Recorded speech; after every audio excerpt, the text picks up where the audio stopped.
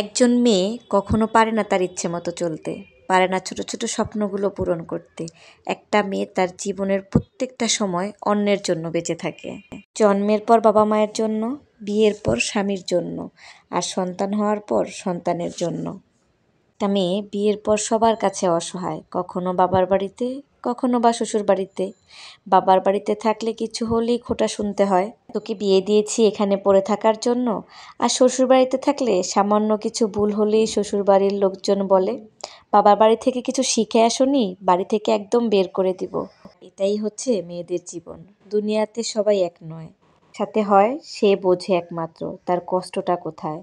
একটা মেয়ে সবসময় হেরে যায় বাস্তবতার কাছে, কখনো তার পরিবারের কাছে, কখনো তার প্রিয় মানুষটার কাছে, আবার কখনো বা তার ইচ্ছের কাছে। এরা চাইলেও তার ইচ্ছে মতো চলতে পারে না, ছোট ছোট ইচ্ছেগুলো পূরণ করতে পারে না, তার ভালোবাসা দিয়ে কাউকে খুশি রাখতে।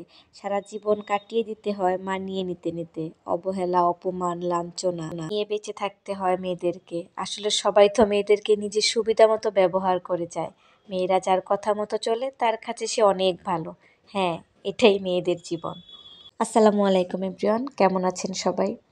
এই তো প্রতিদিনের মতো আবারও একটা লং ভিডিও নিয়ে আসলাম। এটা ছিল আমার গত শুক্রবারের একটা ভিডিও। যেহেতু শুক্রবার ছিল, ঘুম থেকে উঠতেও অনেক লেট হয়ে গেছে।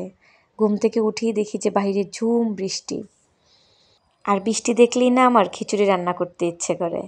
তো যেহেতু সকালবেলা ঘুম থেকে উঠতে অনেক লেট হয়ে গেছে, যার জন্য আর সকালে বাসায় নাস্তাটা বানানো হয়নি, বাইরে থেকে নাস্তা এনে নাস্তাটা করা হয়েছে। আর শুক্রবার মানেই তো হচ্ছে যে অনেক কাজ, তো সব কাজ শেষ করে সব বাজার গুছিয়ে তারপরে চলে আসলাম রান্নাবান্নায়। এক চুলাতে মুরগির মাংসটা বসিয়ে দিয়েছি, আর অন্য চুলাতে খিচুড়ি রান্না করতেছি। যে বৃষ্টি দেখে খিচুড়ি রান্না করতে নিয়েছি, খিচুড়ি বসানোর পরে দেখি বাহিরে সে বৃষ্টি আর নেই, বাহিরে এখন রোদ উঠে গেছে। কিন্তু কি আর করার, খিচুড়ি যেহেতু রান্না করেই ফেলেছি, তো আজকে দুপুরে তো খিচুড়ি খেতেই হবে। তো এই তো খিচুড়িটা বসিয়ে দিয়ে তারপরে আমি হচ্ছে এখানে লেবু আর শসা কেটে নিচ্ছি। বাসায় যেদিন খিচুড়ি, পোলাও বা বিরিয়ানি এই ধরনের খাবার রান্না হয়, সেদিন আমার দুই ছেলেরা অন্য কিছুই লাগে না, কারণ তারা দুই ভাই এই ধরনের খাবারগুলো খুব বেশি পছন্দ করে। তো এই তো এইদিকে আমার লেবু আর শসাটাও কাটা হয়ে গেছে।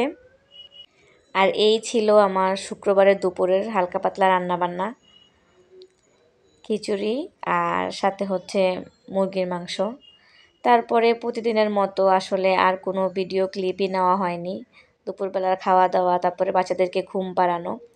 বিকেলবেলা আমার বড় ছেলে তার বাবার সাথে বাহিরে গিয়েছিল, তো আসার সময় হচ্ছে যে মিষ্টি নিয়ে এসেছিল, আর আমি বাসায় একটু নুডলস রান্না করেছিলাম। এই ছিল সন্ধ্যার নাস্তা। আর সবশেষে তো আমার এক কাপ চা থাকবেই। তো এতক্ষণ ধরে যারা যারা আমার সম্পূর্ণ ভিডিওটা দেখেছেন সবাইকে অসংখ্য অসংখ্য ধন্যবাদ। সবাই ভালো থাকবেন, সুস্থ থাকবেন। আল্লাহ হাফেজ।